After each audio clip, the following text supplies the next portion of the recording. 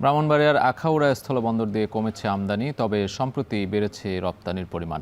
এ নিয়ে বিস্তারিত জানাতে আখাউড়া থেকে যুক্ত হচ্ছেন সহকর্মী আজিজুল সঞ্চয়। সঞ্চয়, আপনার সাথে যুক্ত হতে চাই। বন্দরে আমদানি রপ্তানির পরিমাণ কেমন দেখছেন এবং কর্তৃপক্ষ কি বলছে, সার্বিক পরিস্থিতি জানাবেন।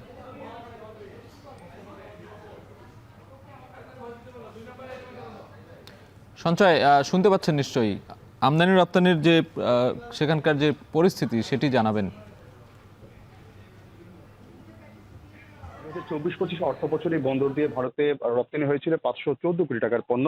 কিন্তু এখন আমরা যেটি দেখতে পাচ্ছি যে এই চলতি এপ্রিলের এই চলতি মে মাসে এখন পর্যন্ত কিন্তু বন্দর দিয়ে ভারতে রপ্তানি হয়েছে ৪৭৪ কোটি টাকার পণ্য। আসলে সব মিলে বলা যেতে পারে যেহেতু আরো প্রায় ২ মাসের মতো বাকি আছে এই অর্থ বছরটি শেষ হতে, সেক্ষেত্রে সব মিলে কিন্তু বিগত অর্থ বছর তুলনায় এই অর্থ বছরে রপ্তানির পরিমাণ অনেকাংশে বেড়ে যাবে বলে এখানকার যারা কর্তৃপক্ষ আছেন, বিশেষ করে ব্যবসায়ী এবং কাস্টমস কর্তৃপক্ষ তারা আমাদেরকে জানিয়েছেন। তবে সাজিদ, একটি তথ্য দিয়ে রাখি, বন্দর দিয়ে রপ্তানি বাড়লেও কিন্তু আমদানিতে একেবারেই গতি নেই। গত ফেব্রুয়ারির পর থেকে বন্দর দিয়ে কোনো ধরনের পণ্যই কিন্তু ভারত থেকে একেবারেই গতি নেই। গত ফেব্রুয়ারির পর থেকে বন্দর দিয়ে কোনো ধরনের পণ্যই কিন্তু ভারত থেকে আমদানি হয়নি, যার ফলে এই যে রপ্তানি থেকে সরকার অর্থাৎ এই যে আমদানি পণ্য থেকে সরকার হচ্ছে মাত্র ১,৯৬,০০,০০০ টাকার পণ্য, এবং এর থেকে সরকার রাজস্ব পেয়েছে ৭১ লক্ষ টাকার কিছু বেশি পণ্য। আসলে এই যে আমদানিতে একটি ভাটা পড়ে যাওয়ার কারণে কিন্তু রাজস্ব আহরণ কমেছে। তবে এখানকার ব্যবসায়ীদের সঙ্গে আমরা কথা বলেছিলাম, তারা বলছেন যে যেহেতু এই বন্দর দিয়ে ভারত থেকে যেসব পণ্য আমদানির অনুভূতি রয়েছে এগুলো মূলত কম চাহিদা সম্পন্ন, যার ফলে তারা এগুলো আমদানি করে ভালো ব্যবসা করতে পারেন, এবং সেজন্য তারা এখান দিয়ে তারা পণ্য আমদানিতে অনীহা প্রকাশ করেছেন।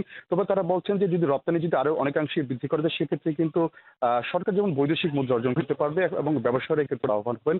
আপনাকে জানা রাখি সাজিদ, এই বন্দর দিয়ে বিগত অন্তর্বর্তী সরকার আমলে কিন্তু ভারতের সঙ্গে যে কূটনৈতিক টানাপোড়েন চলছিল, এবং তার ফলে কিন্তু গেল বছরের মে মাস থেকে উচ্চ চাহিদা সম্পন্ন ৫ থেকে ৬টি পণ্য ভারত সরকার এই স্থলবন্দরগুলো দিয়ে আমদানিতে নিষেধাজ্ঞা দেয়, যার ফলে কিন্তু এখানে রপ্তানিতে অনেকাংশেই ভাটা পড়ে। তবে এখানকার ব্যবসায়ীরা বলছেন এখন যেহেতু নতুন নির্বাচিত সরকার এসেছে এবং ভারতের সঙ্গে যে কূটনৈতিক টানাপোড়েন যেটি ছিল সেটি অনেকাংশেই কমে গিয়েছে, এখন যদি এই দুই দেশের সরকারের আলোচনার মাধ্যমে যদি এই বন্ধ হওয়া পণ্য অর্থাৎ এই যে প্লাস্টিক সামগ্রী, কাঠের ফার্নিচার এবং প্রক্রিয়াজাত খাবারের মতো যে পণ্যগুলো ছিল যেগুলো আসলে বন্দর দিয়ে রপ্তানি আয়ের ক্ষেত্রে অনেকাংশেই বড় ভূমিকা রাখতো, এই পণ্যগুলো যদি আবার চালু করা যায় দুই দেশের সরকারের আলোচনার মাধ্যমে, সেক্ষেত্রে কিন্তু এখানকার রপ্তানি যেটি আসলে বাড়ছে সেটি কিন্তু আরো অনেকাংশেই বেড়ে যাবে বলে এখানকার ব্যবসায়ী আমাদেরকে বলছেন।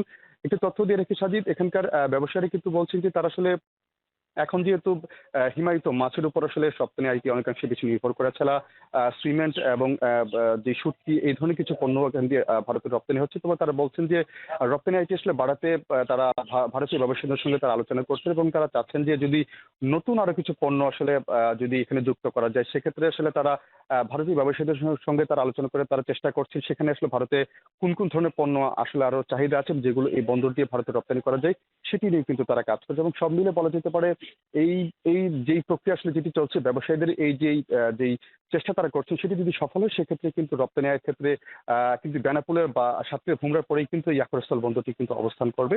তবে আমদানি পণ্যের ক্ষেত্রে আসলে আমরা ব্যবসায়ীদের যে দাবি, অর্থাৎ সব ধরনের পণ্য আমদানির ক্ষেত্রে ভারত থেকে আমদানির জন্য যে দাবিটি, সেটি নিয়েও আমরা কথা বলেছিলাম স্থলবন্দর কর্তৃপক্ষের সঙ্গে। বিশেষ করে কাস্টমস কর্তৃপক্ষ আমাদেরকে বলছেন যে তারা ইতিমধ্যে কিন্তু যেই ৬টি পণ্য ভারতে রপ্তানিতে নিষেধাজ্ঞা দেওয়া হয়েছিল সেটি যেন পুনরায় চালু করা যায়, সেক্ষেত্রে তারা এই ব্যবসায়ীদের এই দাবিটি নিয়ে তারা এনবিআর এর কথা বলেছেন এবং এনবিআর বিষয়টি নিয়ে কাজ করছেন। এছাড়া বন্দর ব্যবসায়ীদের এই দাবিটি নিয়ে তারা এনবিআর এর কথা বলেছেন এবং এনবিআর বিষয়টি নিয়ে কাজ করছেন।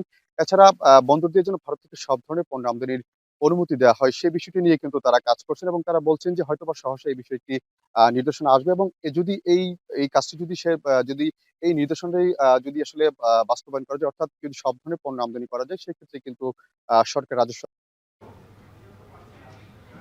সঞ্চয়, আপনাকে ধন্যবাদ। সরাসরি ব্রাহ্মণবাড়িয়া থেকে যুক্ত ছিলেন আমাদের সহকর্মী আজিজুল সঞ্চয়।